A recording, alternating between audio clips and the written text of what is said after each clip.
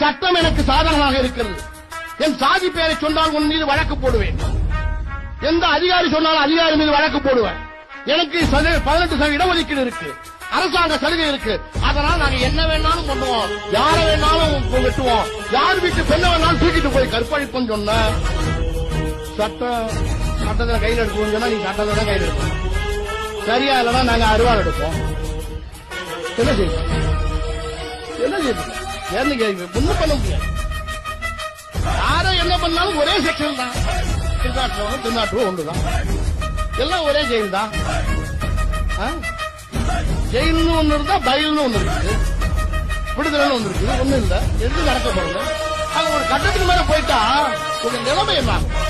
அவங்க ஒரு 18% மக்கள் இருக்கிற நீங்க 82% மக்களுடைய பெண்களை மானபந்தப்படுத்த வேண்டும் என்று நினைத்தால் அவர்கள் ஒன்று சேர்ந்தால் உங்கள் நிலைமை கொஞ்சம் யோசிப்பார்கள். ஆக இந்த சமூகத்தில் ஒற்றுமை